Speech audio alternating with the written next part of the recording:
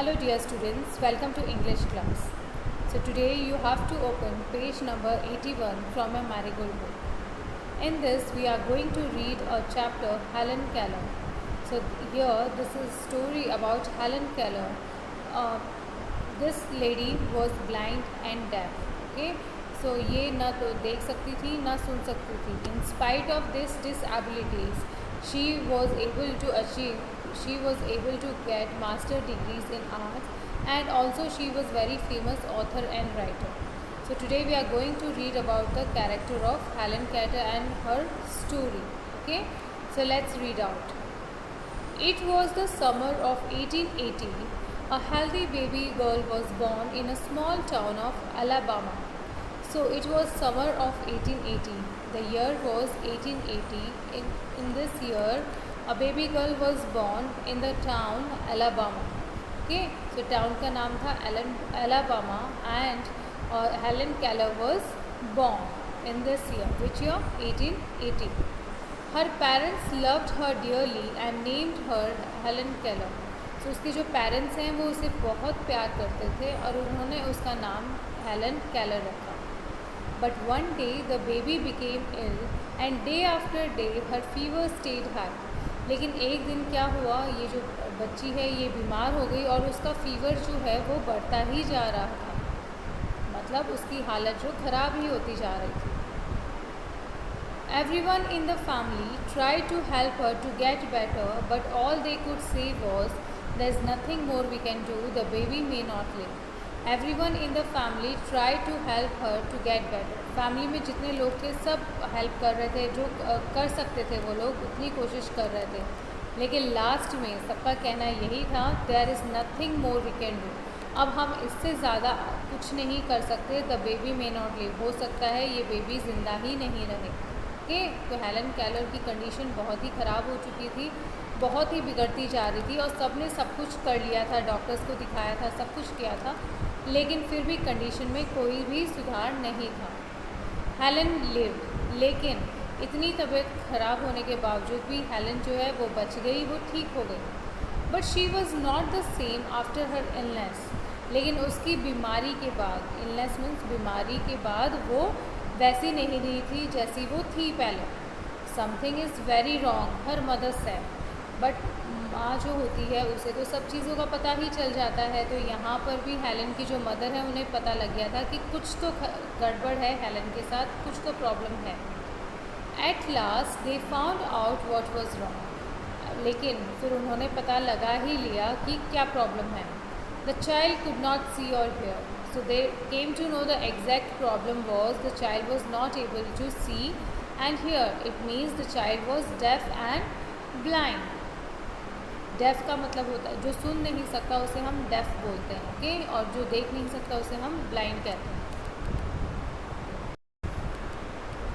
The baby grew into a little girl. The baby grew into a little girl. Her parents felt sorry for her. So now she was grown up, she was growing. तो वो एक छोटी सी बच्ची बन गई थी और मतलब वो थोड़ी बड़ी हो रही थी और उसके मम्मी पापा उसके लिए बहुत ही फ़िक्रमंद थे. उन्हें बहुत उसकी चिंता हो रही थी, क्योंकि कोई भी पेरेंट्स ऐसा नहीं होता. मतलब सब पेरेंट्स ये चाहते हैं कि उनके जो बच्चे हों वो एकदम अच्छे हों, फिज़िकली फ़िट हों और उनमें सारी वो इंटेलिजेंट हो, स्मार्ट हो, वो लाइफ की हर चीज़ को, चैलेंजेस को एक्सेप्ट कर सकें और वो एकदम सही हो, है ना.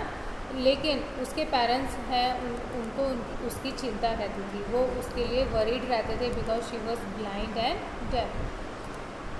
सम people thought Helen could not learn anything. Her mother did not agree. कुछ लोगों को लगता था कि क्योंकि हेलन में बहुत कमियां हैं इसलिए वो कभी कुछ नहीं सीख पाएगी, लेकिन उसकी जो मम्मा है वो कभी एग्री नहीं करती थी इस बात से. Helen is very smart, she said and added. The problem is how can we reach her. तो उसकी मम्मा हमेशा कहती थी कि हेलन जो है इसमें हालांकि कमियां हैं but she is very smart. Okay, and the problem is, main problem ये है कि हम उस तक कैसे पहुँचें, हम उसमें जो स्मार्टनेस है, उसमें जो खूबियाँ हैं उसे कैसे बाहर निकालें. She is locked up inside her self. उसने अपने आप को अपने अंदर ही बंद कर दिया है, तो कोई तो चाहिए कि जो उसे अपने अंदर से बाहर निकाल सके, उसमें कॉन्फिडेंस जगा सके, उसे नॉर्मल बच्चों की तरह बिहेव करना सिखा सके। Helen began to grow wild. So what happened, अब हेलन है वो फ्रस्ट्रेट रहने लगी, उसे भी लगने लगा कि उसमें कुछ कमियां हैं, तो उसे गुस्सा आने लग गया और वो बहुत ही बुरा बिहेव करने लगी। She would not let anyone comb her hair, और वो किसी को परमिशन नहीं देती थी कि कोई उसके बाल भी बनाए। तो वो किसी को परमिशन नहीं देती थी कि वो किसी के बाल, कोई उसके बाल भी बनाए। हर clothes, next page students, her clothes were always dirty, उसके जो कपड़े थे वो हमेशा गंदे रहते थे, उसे मन ही नहीं करता था कि वो वेल नीट एंड टाइडी रहे, वेल मैनर्ड रहे। शी वॉज ऑफन एंग्री, वो मोस्ट ऑफ द टाइम वो गुस्से में ही रहती थी। समटाइम्स शी इवन ले on the floor and kicked her feet, और कई बार तो वो अपनी ज़िद में, अपने गुस्से में फ्लोर पे लेट जाती, फर्श पर लेट जाती और अपने पैरों को ज़ोर ज़ोर से मारती। Her parents thought that they should find a teacher for her, उसके पेरेंट्स ने सोचा कि हाँ अब उनको उसके लिए कोई टीचर ढूंढ लेनी चाहिए। Miss Sullivan, a young teacher, agreed to help Helen to learn to see the world. So उन्हें आखिरकार उसकी टीचर मिली गई जिसका नाम था Miss Sullivan, a young teacher, और वो यंग थी और उन्होंने एग्री किया कि वो जो हेलन है उसकी हेल्प करेगी। Miss Sullivan gave Helen a doll, तो मिस सुलीवान ने क्या किया, उन्होंने उसे एक डॉल गिफ्ट करी। DOLL स्पेल्स डॉल, तो वो उसे सिखाने की कोशिश कर रही थी, वो उसे बता रही थी कि DOLL डॉल होता है। She spelled the word with her fingers into the Helen's hand. So उसने क्या तरीका सीखा, ये एक लैंग्वेज होती है स्टूडेंट्स, जब जो बच्चे डिसेबल होते हैं, ब्लाइंड होते हैं, डेफ होते हैं, डम्ब होते हैं, तो उनकी भी अलग से लैंग्वेज आती है जो उन्हें सिखाती है। जिस तरह से हम सीखते हैं, पढ़ते हैं, उनकी भी लैंग्वेज में वो पढ़ते और सीखते हैं, उनके टीचर्स डिफरेंट होते हैं, है ना। तो हेलन की जो टीचर हैं मिस सुलीवान, वो क्या करती थी, वो उसके फिंगर्स में लेटर्स अपने उसके हाथ में अपने फिंगर्स यूज़ करके उसे लेटर्स को समझाने की कोशिश करती थी। She made the letters with special hand science, और वो उसे अपने फिंगर्स उसके हाथ में रख के उन्हें डिफरेंट लेटर्स बताती थी। ओके, हेलन कॉपीड, और हेलन क्या करती थी, वो भी उन्हें कॉपी करती थी।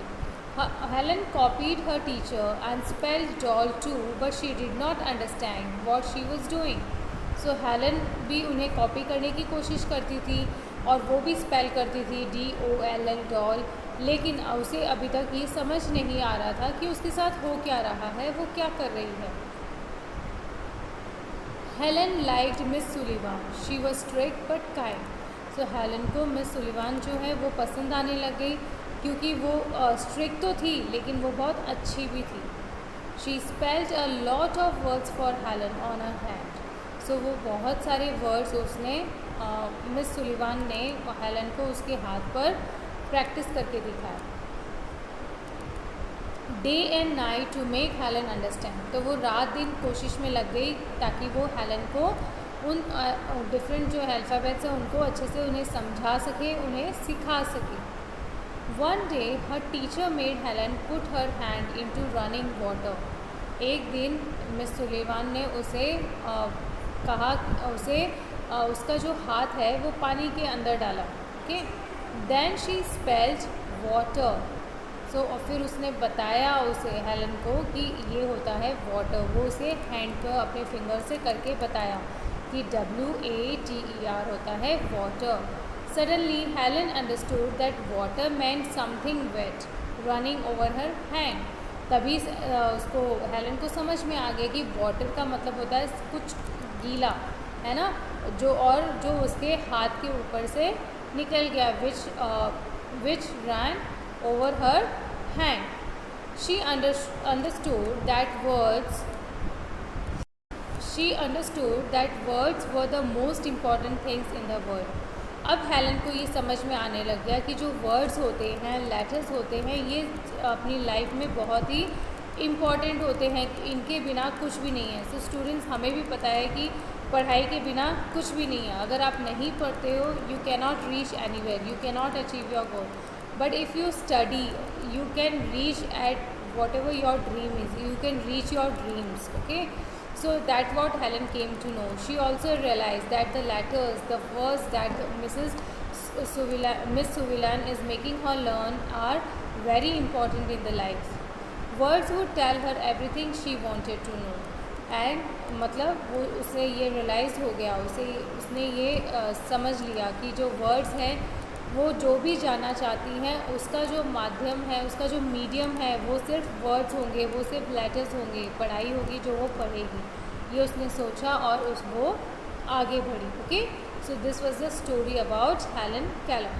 Okay students, so I hope that आपको ये स्टोरी समझ में आ गई, लेकिन एक बार फिर हम इसे रिवाइज करते हैं. Okay, so it is a story about Helen Keller.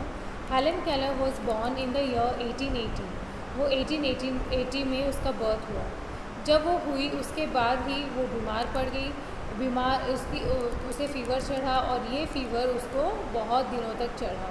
So she was not at all feeling well. Everyone gave up. They told that she will not live.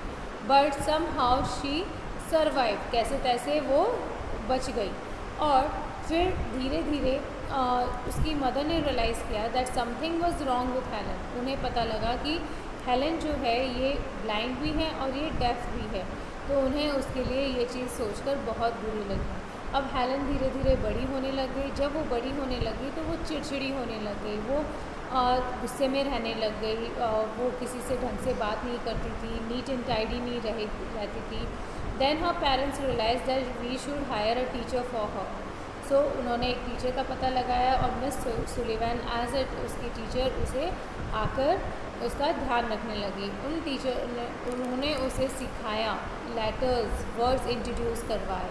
उसे धीरे धीरे चीज़ों की इम्पोर्टेंस बताया. उसे रियलाइज़ करवाया कि उसे रिकग्नाइज़ करना आने लग गया कि लेटर्स कैसे होते हैं, चीज़ों को कैसे पहचाना जाता है.